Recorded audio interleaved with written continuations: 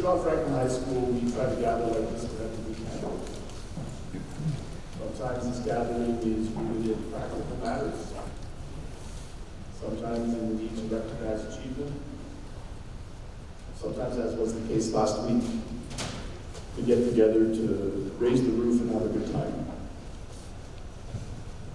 Well, today we make the time to assemble for a different reason, and with it comes a different tone and a different kind of spirit.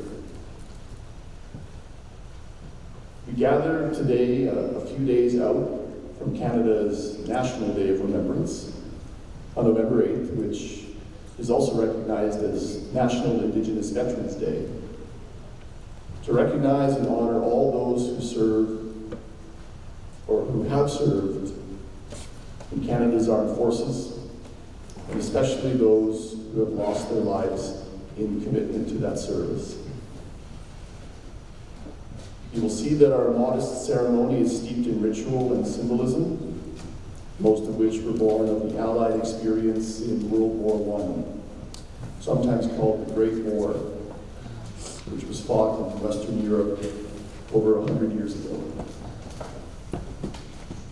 You will also know from the work you do in school, the conversations you have with friends and family, the attention you pay to the features of today's ceremony, and the impact of your own lived or proximal experiences, that remembering and honoring those who fight or who have fought to preserve our freedom and safety is as relevant and important today as it has ever been. We are fortunate today that we have a number of special guests. We have members from the Royal Canadian Mounted Police in attendance. We have Superintendent Shirley Zubelis from District Office, as well as Jean-Marie Mariez. We have members of the Canadian Armed Forces. We have Lori Clark, our Piper. So I thank you in advance for your attention and respect.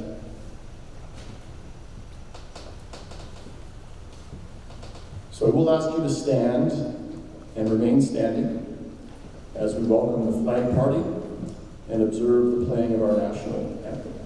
So, flag party, marching the flags.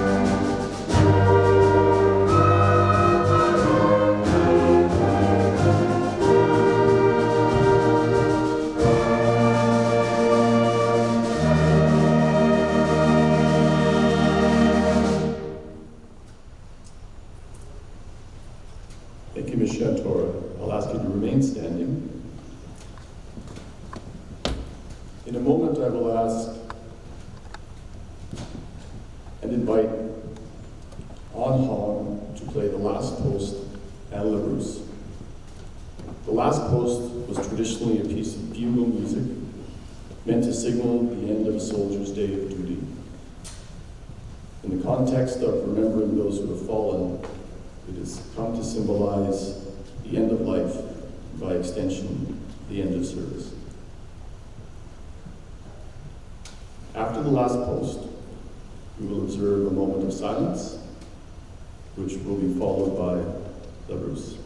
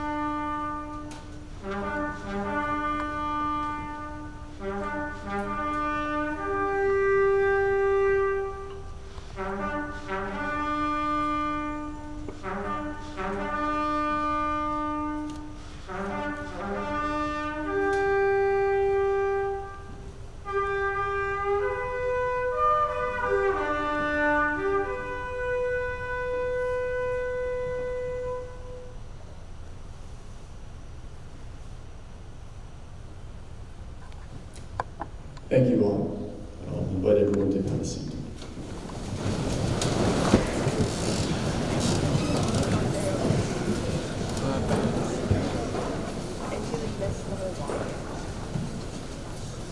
So we move now to a number of important student presentations.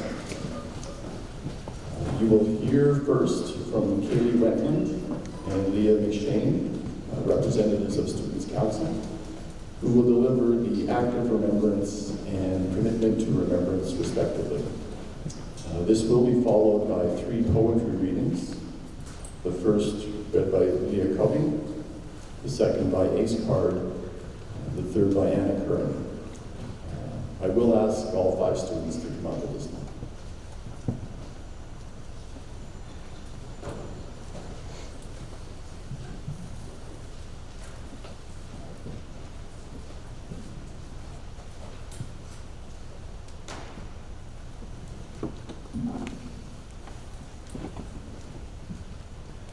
They shall grow not old, as we that are left grow old.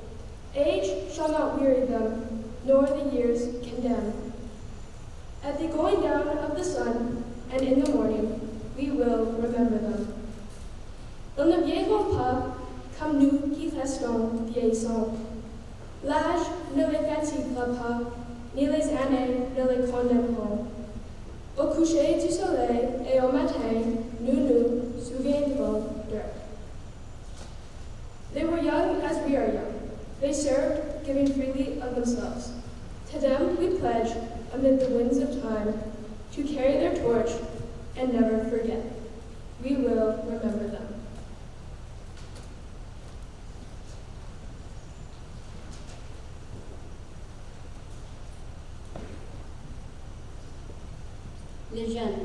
Les jeunes qui perdent leur vie pour nous, les vieux qui voient toutes les fautes des jeunes, les jeunes qui inscrivent leur enfance pour une cause qui a été commencée par les vieux, qui finira avec les jeunes, mais pense que la guerre terminera pour de vrai.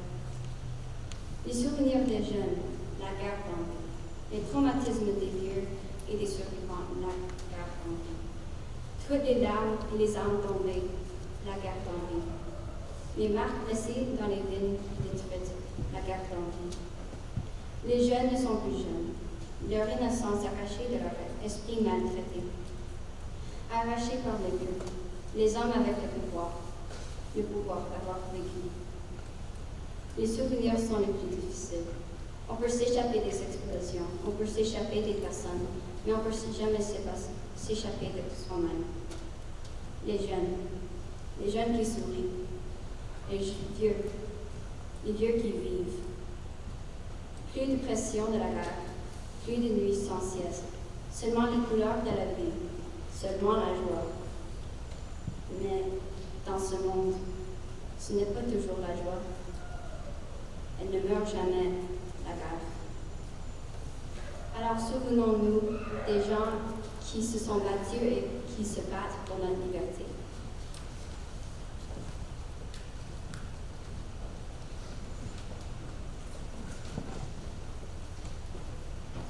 Give us our peace by Langston Hughes. Give us a peace equal to the war, or else our souls will be unsatisfied, and we will wonder what we have fought for and why the many died. Give us a peace accepting every challenge, the challenge of the poor, the black, of all denied, the challenge of the vast colonial world that long has had so little justice by its side. Give us a peace that dares us to be wise. Give us a peace that dares us to be strong. Give us a peace that dares us still uphold throughout the peace our battle against wrong. Give us a peace that is not cheaply used, a peace that is no other scheme, a people's peace for which men can enthuse, a peace that brings reality to our dream.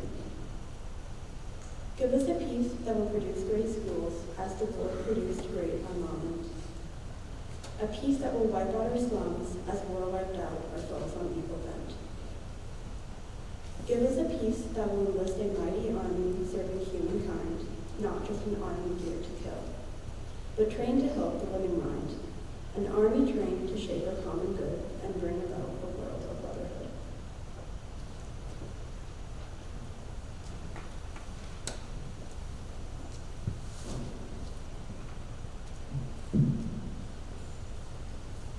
Cher homme, est-ce que tu peux me raconter de la guerre? Cher homme, qui a très souvent la chair, de poules, de larmes, de peine partout. Je te demande en sincérité, peux-tu m'écouter? Est-ce que tu l'as déjà vu, Dieu? Est-ce que tu les as déjà revus, eux qui sont demandes-tu peut-être? Les soldats, cher homme, tu te souviens d'eux? Mais seulement le silence hors de la salle, les remarques qui ne viennent jamais de ta bouche. Mais je comprends pourquoi tu ne peux pas me parler. Mais enfin je suis ici depuis des années, assise devant ta face masquée. Alors pourquoi? Mais quand la peine dans tes yeux raconte, ce que les mots ne peuvent jamais soutenir tout seul, je réalise que ce n'est pas ce que je ne peux pas savoir, mais plutôt que tu veux éviter un déboire. Les mots tout seuls peuvent rendre un homme muet. Juste comme une balle de balle laisse plus qu'une cicatrice sur le visage. Mais un trou dans le cœur, une peine dans le ménage. C'est pour toujours, cher homme, que tu baisses ta tête et pleures. C'est l'heure, cher homme. tant d'oublier la douleur. Mais l'homme de l'or tourne en homme de l'année, et l'homme de l'année tourne en homme humain. Le temps continue, même si tu ne comprends pas comment, mais je te comprends d'une façon ou autre, mais non, je te comprends pas comme avant. Pour soutenir et sensibiliser, le fait que pour partager, c'est un lourd fardeau qu'on doit porter. Alors un jour, cher homme, pourrais-tu me pardonner? Un jour, le tremblement de tes mains serait la dernière fausse envie sans incident, et je m'excuse pour de vrai pour ne pas écouter à tes cris silencieuses qui sont maintenant assourdissants. Ce n'est pas de ta faute. Ce n'est la faute de passer directement, mais plutôt la corruption des postes en charge, de ne pas trouver une façon sans violence pour résoudre un problème et en punir un meilleur. Je me souviendrai de toi pour toujours, cher homme. Même si nos échanges sont seulement des petits regards, la lumière perdue dans tes yeux. La lumière qui brille à l'intérieur. La guerre, c'est quelque chose que même si on gagne, on finit toujours par perdre. Puissions-nous honorer tous nos vétérans et se souvenir de nos soldats morts au combat.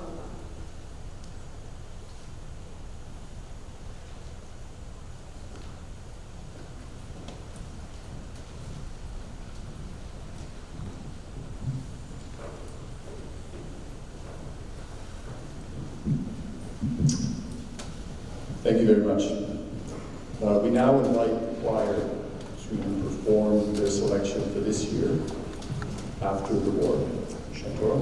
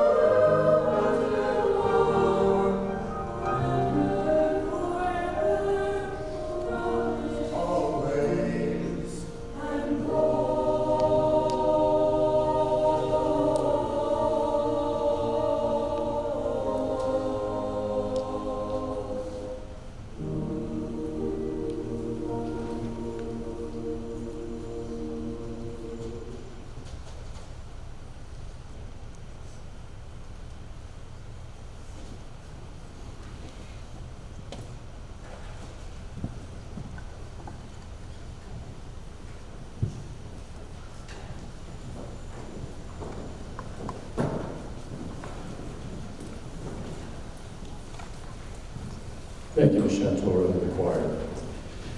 As most of you will know, we are lucky in Yellowknife to have so many armed forces families woven into the fabric of our community.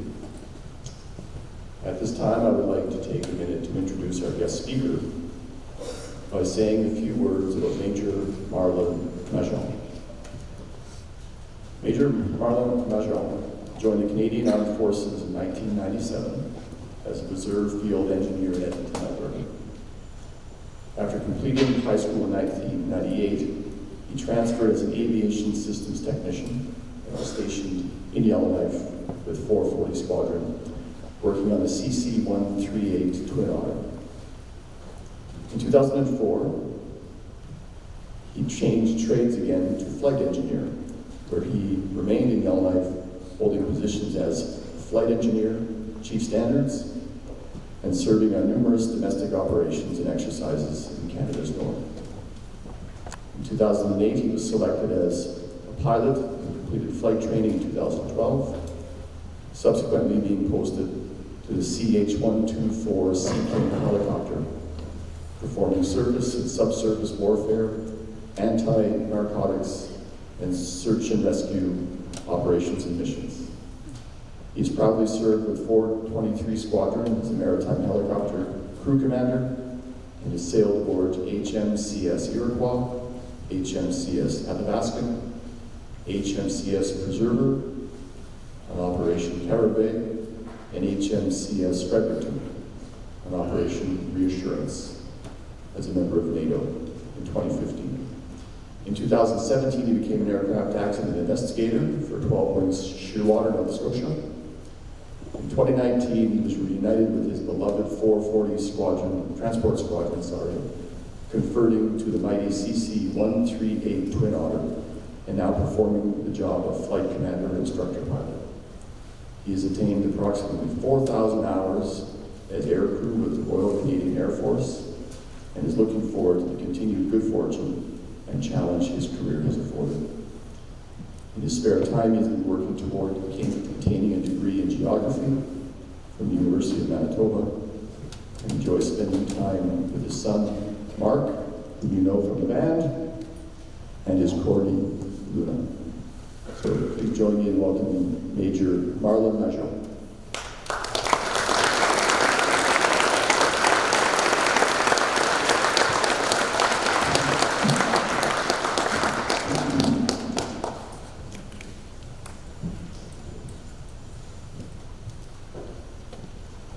Good morning, everyone.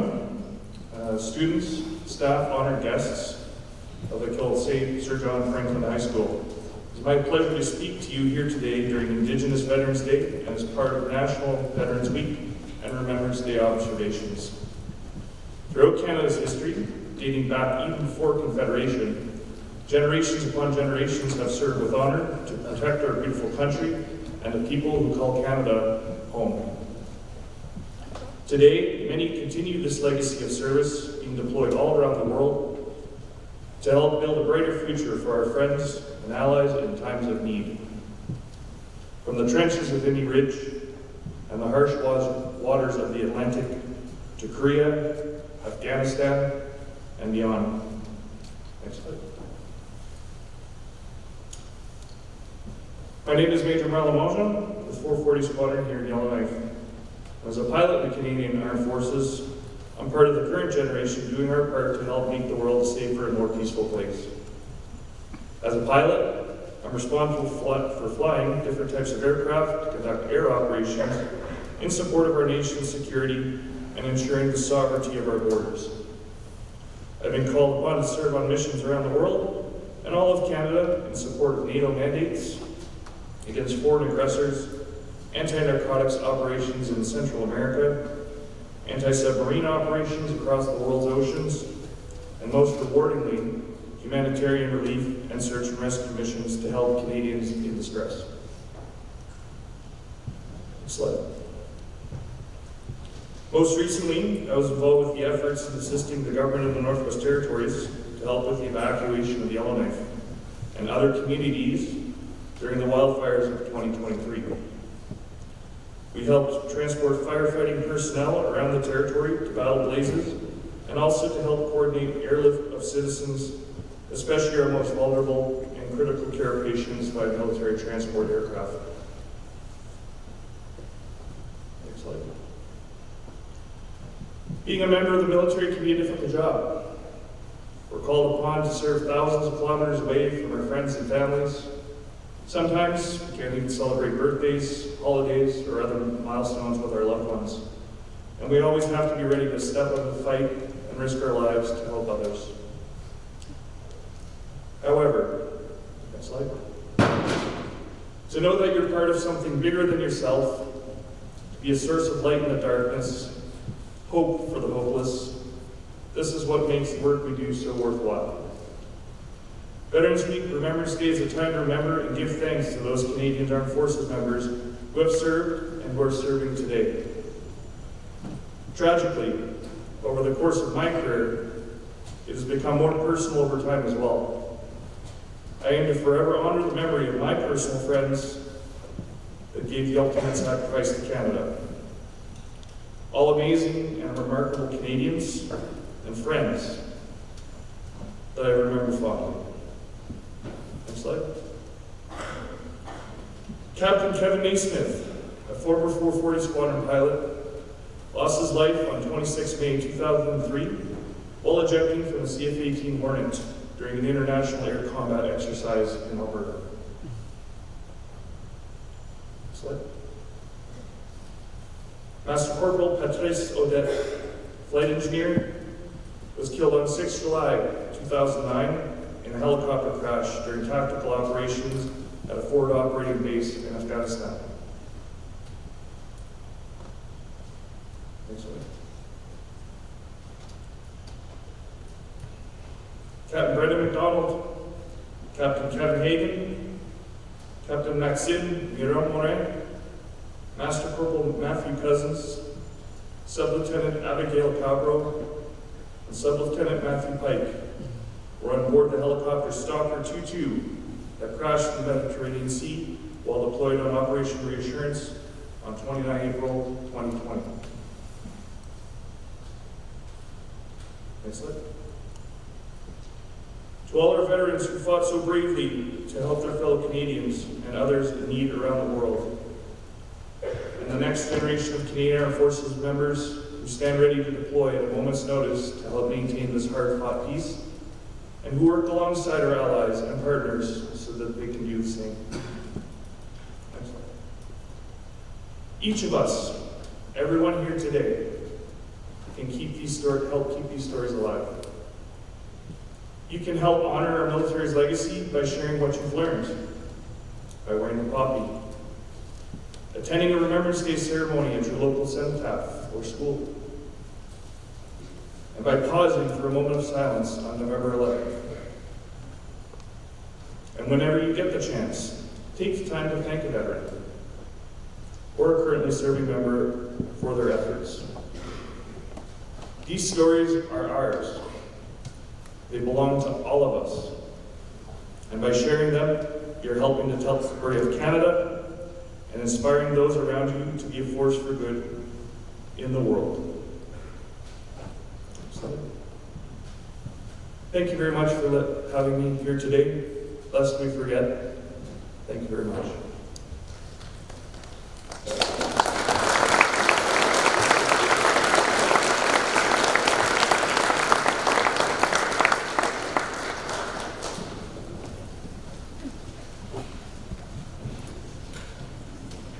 Thank you very much, Major Marshall.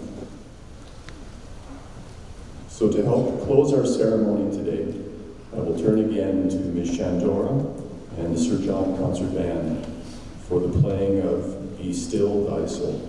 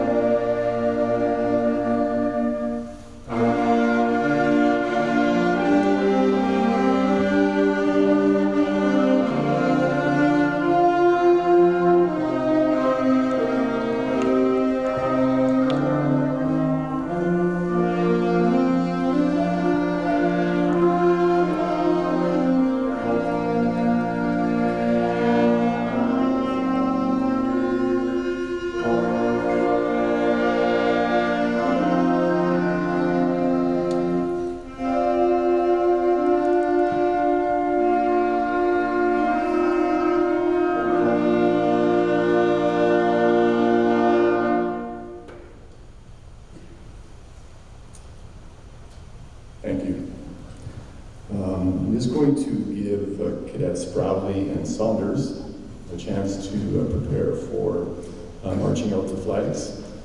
And as they're doing that, I'll just take a couple of minutes to speak about how we'll bring our ceremony to a close. So I would like to thank you again for your attention and your respect and your reflection. This does bring our Remembrance Day ceremony to a close. I would, of course, like to thank our organizing committee of Mrs. Daly, Ms. Martin, and especially Ms. Shantora.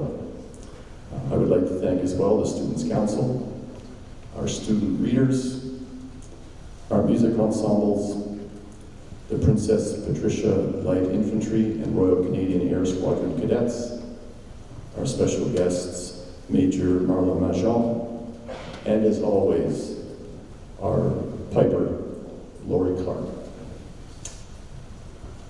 So the flags will be marched out here momentarily, at the conclusion of which I'll make a few comments about some access to community ceremonies over the next few days, and then you'll return to period 3. So flag party, march out the flags.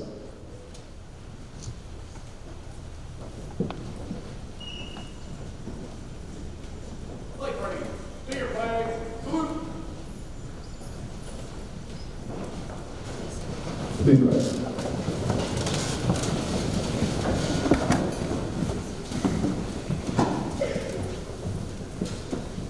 Flag party, every twice.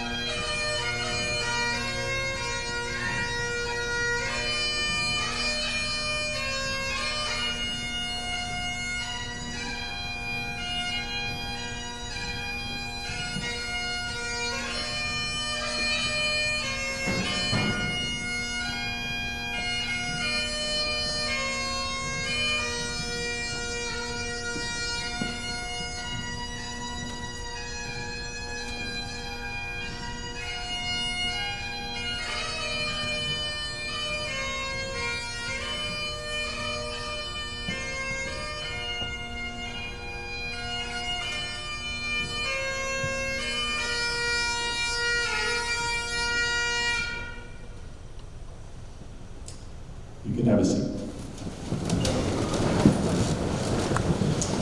So students, you were all given a copy as you entered the gym this morning. I encourage you to wear and care for that copy throughout today and this weekend. Alternatively, you may choose to pin it to the cross as you leave the assembly this morning. The Community Remembrance Day ceremony is being held on Monday, November 11th at St. Pat's Welladay Gym. Good to be there by 10:45. We will be laying a wreath on behalf of Sir John Franklin, and it would be great to see you all there. Again, thank you. You may now make your way back to period 2.